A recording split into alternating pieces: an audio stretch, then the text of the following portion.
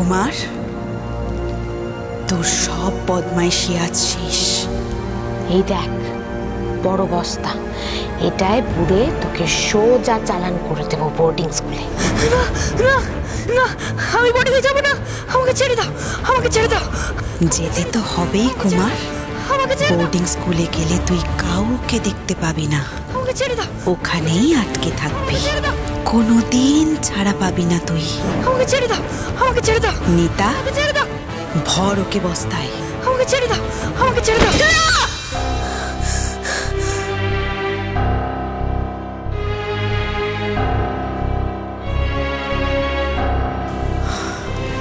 আমি কি তাহলে স্বপ্ন দেখছিলাম?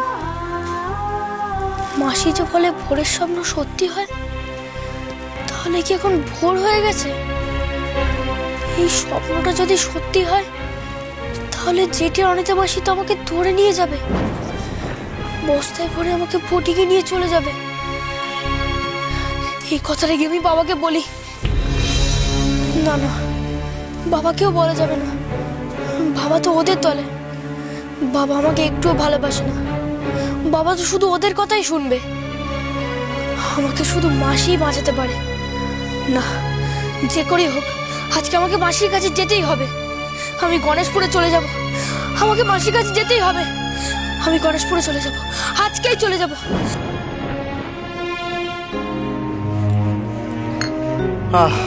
থ্যাংক ইউ বৌদি। এই দেখেছো, প্রায় 3টে বাজতে চললো, অনেক রাত হয়ে গেছে। সারাদিন তোমাদেরও ধকল গেছে, আমিও যাই, ঘুমোই। তোমরা গ্যালাট খাবো না? হ্যাঁ ঠিক আছে। ঠাকুরপো,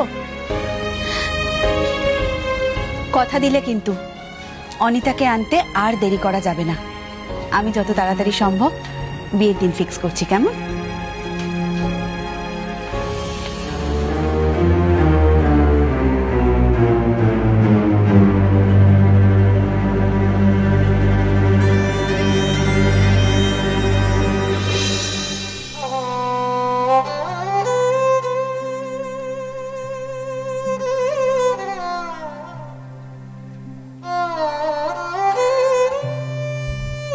মাসি, তোর ঘুম পাচ্ছে না তাই না?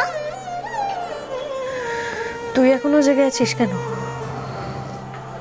মাসি, আমি জানি তুই ত্রিলোচন খুড়োকে বিয়ে করতে চাস না।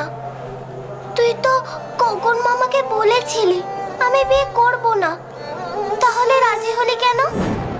কে বলেছে সন্তোষী তোকে এরকম কথা?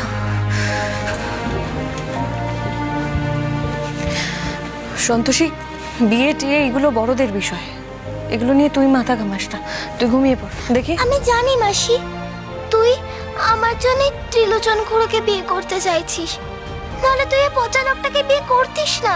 কে মাথায় ঢোকাচ্ছে তোর এগুলো? মাসি, তুই আমার কথা শোন, তুই নতুন জমিদার বাবুকে বিয়ে কর, ওই পচা লোকটাকে তুই বিয়ে করিস না। আমি নতুন জমিদার বাবুকে মেসোমশাই বলতে চাই, আমি পচা লোকটাকে বলতে চাই না। খুব পাকা পাকা কথা শিখেছিস না, বড়দের বিচার করছিস। তোকে আমি এই শিক্ষা দিয়েছি সন্তোষী? মাসি, তুই রাগ করছিস? আলবাত করছি। কোথা থেকে শিখেছিস তুই এইসব?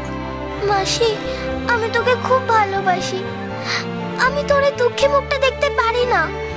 তুই জানিস, আমি দেখেছি তুই যখন ত্রিলোচন খুড়োর সঙ্গে কথা বলিস তখন তোর মুখটা একদম হাসি হাসি দেখায় না, কিন্তু যখন নতুন জমিদার বাবুর সঙ্গে কথা বলিস তখন তোর মুখটা ঠাকুরের মতো দেখায়। ঈশ্বর, এ আমি কি অন্যায় করেছি? ছোট্ট মেয়েটাও আমার মুখ দেখে মনের ভাব টের পেয়েছে।